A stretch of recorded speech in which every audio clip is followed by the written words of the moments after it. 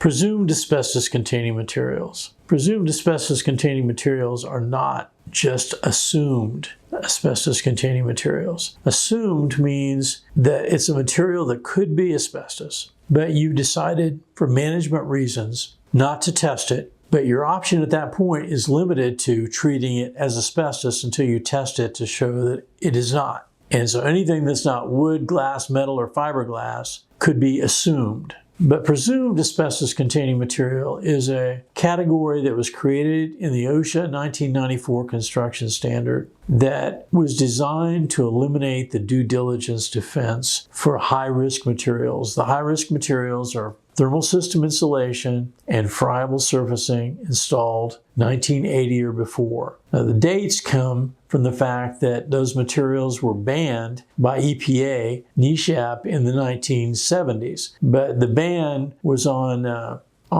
new product. The vendors could sell their existing stocks, and then the users could pull the material out of their warehouse to the present day. And I've heard of it happening in the last 4 or 5 years. But 1980 was a safe date since the last ban was 1979, 78 or 9. And so OSHA looked at some of the AHERA reports, evaluations of AHERA inspections, and found that, like in one case, over 30% of the friable surfacing in 700 buildings had been missed. And they said, this material is too dangerous for us to rely on a survey. We're going to have to add some responsibility for everybody involved, and that is the presumed asbestos-containing material. OSHA says that anybody can recognize it. It doesn't have to be a trained person.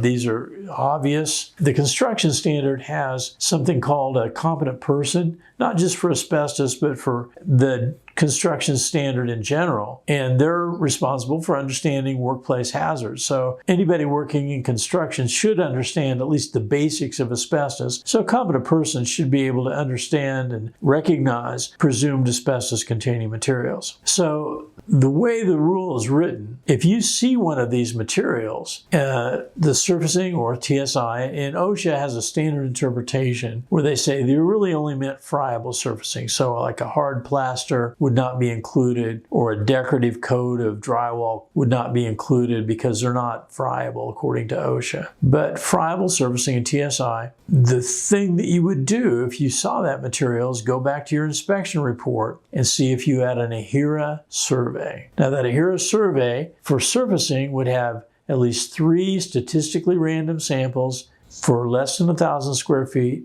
5 samples for 1 to 5,000, and 7 samples for over 5,000 square feet of material. And all of those samples would be negative. For thermal system insulation, it would be 3 samples for most thermal system insulation, 3 random samples. For patches less than 6 square feet or 6 lineal feet, 1 sample. And for insulating cement, like on elbows or covering a tank, something like that, it's sufficient to determine the inspector shall collect samples. So there should be at least 2 according to EPA interpretations of that language today. So those samples should have been collected. They should be negative. The lab needs to be qualified as a NAVLab lab or an AIHA lab. If you have those results, then you have rebutted the presumption and you can treat it as non-asbestos.